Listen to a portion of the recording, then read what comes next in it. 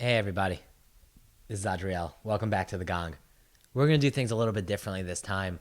We took a little pause after almost 26 straight weeks of episodes all about sales at startups. And one of the reasons we've taken a pause is because about 2 months ago, I actually went and founded my own startup, which I'm very, very excited about. So I thought it'd be fun to dive into how I'm approaching sales with this new company. And here I'll just voice all the troubles I'm working through, the problems I'm working on, the successes we had, things we're trying, and we can go through it I'll be as honest and open as possible about it.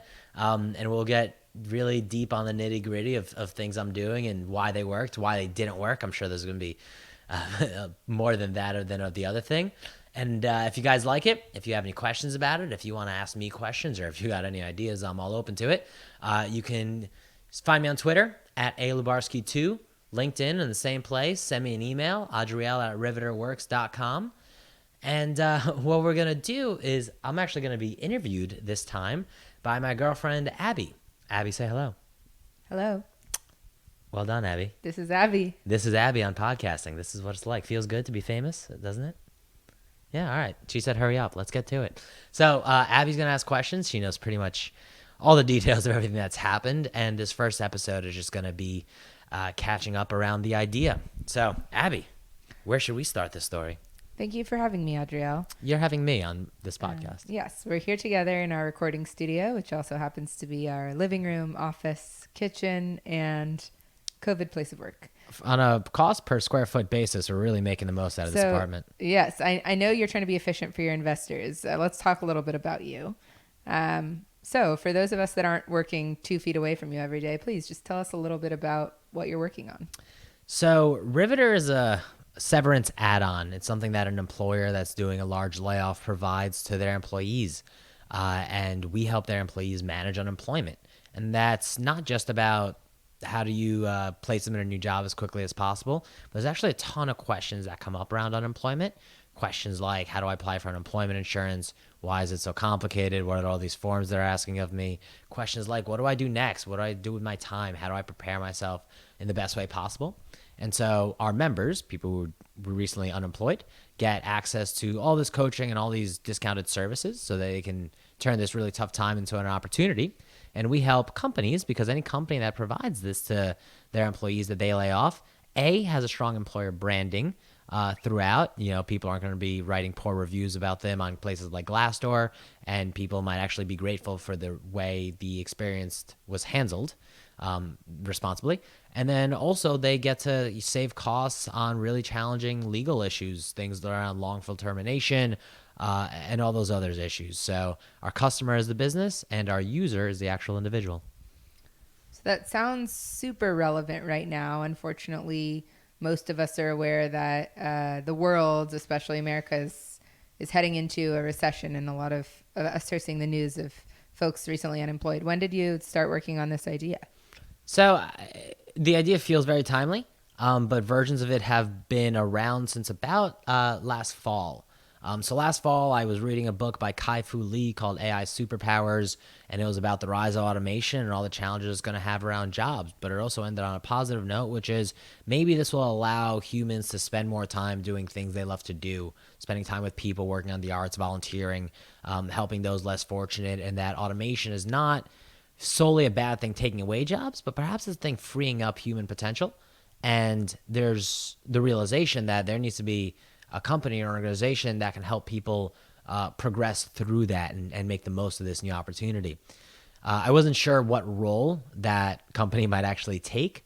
So starting last fall from that, I started diving deep into automation, started learning about all the challenges of what happens when factories close down and jobs go away. And this was all kind of around the same thesis of how can large companies that are really benefiting from automation help out the people that are being affected negatively by automation. Many months of that, a few iterations, a small project where places like the Hilton Hotel were paying to support local buskers, all around the idea of how can companies help people, led me down a deep rabbit hole into understanding what happens when factories close, understanding how problematic layoffs are. And it took many months to even, it was by no means just a light bulb moment, but it took many months to even get to the realization that layoffs are a massive problem. and one worth pursuing. So that's, sort of transitioned into starting to speak with more and more people, more customers, people who have been around layoffs, and learning all that I can about the problem, a process that took maybe 4 to 6 months. So you're going to save us all when our jobs are replaced by robots. Riveter is going to help people make the most out of the challenging times and turn them into an opportunity. So I don't know if it's about saving anyone, but we'll help people make the most out of it. So tell me a little bit about, I mean, it sounds like you went down a bit of a long and windy road to realize that layoffs was the place you want to start. Tell me about the research you did to figure out that this was the right market and kind of where to even begin when you're starting something brand new. Yeah, so one of the things that is so important in sales at startups is getting to know your customer before you even work on the product. There were decades in which companies started as product-led businesses by product-led founders. You have a vision for what something can do, a new technology, computers can be amazing. You start building computers, and then all of a sudden you're looking for somebody to use your computer. That's what the 70s and the 80s were. Over the last decade or two, probably introduced by places like Eric Ries and the Lean Startup and that whole movement, you actually begin not as a product-led company, but as a customer-led company. And what that means is before you even start writing code or making designs or anything like that, you start talking to customers and understanding what their problems are in a particular field. How do they spend their time when they're working through the problem that you've identified? So I went deep into that and spent months not on designs or ideas, but just hearing problems. First, starting with my network, reached out to anybody who has either done a layoff or has been laid off. And depending on their context, would simply ask them, let's say they've been laid off.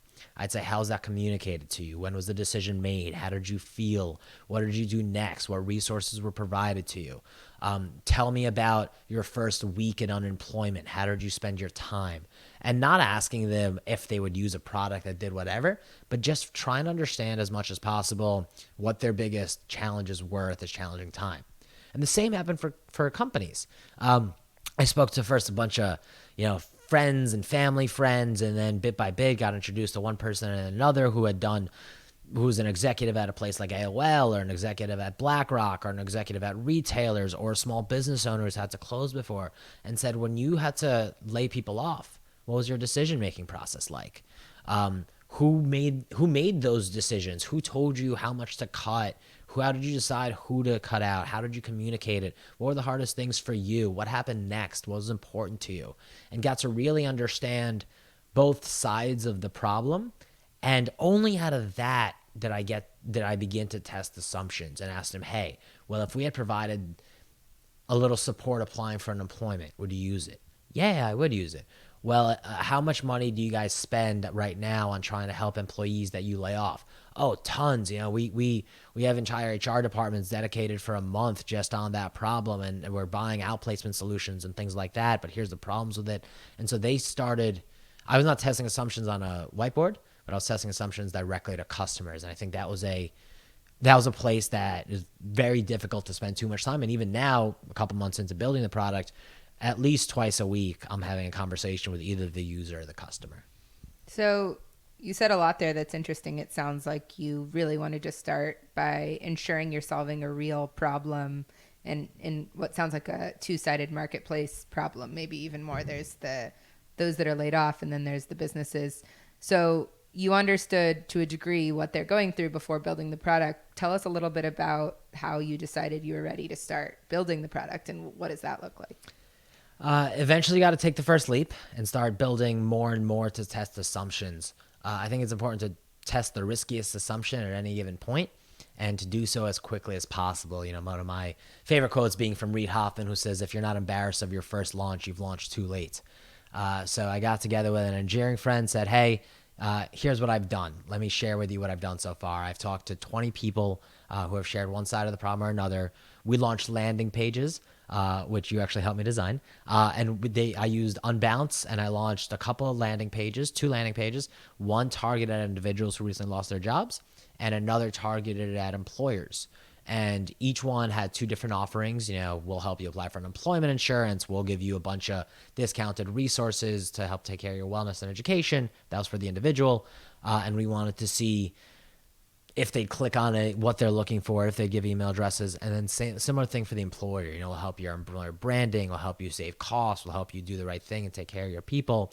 And I launched those with maybe $100, $150 worth of Google AdWords to see how people clicked, to get a few people to give us their email addresses and give us a place to start. So I did those small tests. We got a bunch of clicks. A lot of people were excited by it.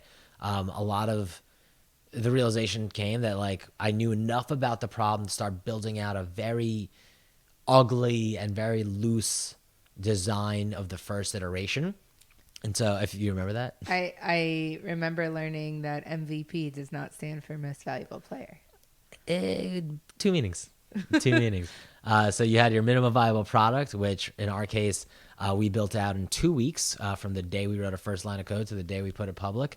And it was just a page with 4 boxes on it. It said unemployment support, wellness resources, financial resources, and education resources. And we just threw up a bunch of, I think one person actually gave us a discount off of their class or networking group, but all the rest were like, here's a bunch of cool education you can take, here's a bunch of cool wellness resources, and for unemployment, here's where to click, here's where to go if you're trying to apply for unemployment insurance. And we launched all that as scrappily as possible and willing to be as ugly as possible. And that was immensely helpful because just 2 weeks of building, hardly risked anything on that. Just 2 weeks of building brought us then in the next couple of weeks as we continue to improve the product, hundreds of users who click through things. We got to see where they're clicking. We got to understand how they're going through a flow. We got to email them after we launched a new feature and tell them that it launched and see the reaction to that feature.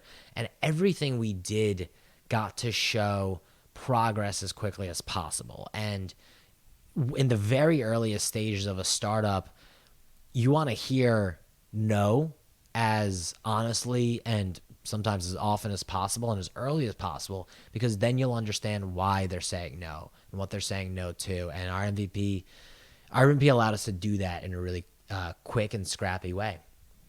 Well, I'd love to learn a little bit more about that, but I want to leave something to be desired if there's going to be future episodes. So perhaps we should end on a cliffhanger. Well, hey, let's end on a cliffhanger. Guys, thanks for listening. That sort of catches us up to April 1st is when we launched our MVP.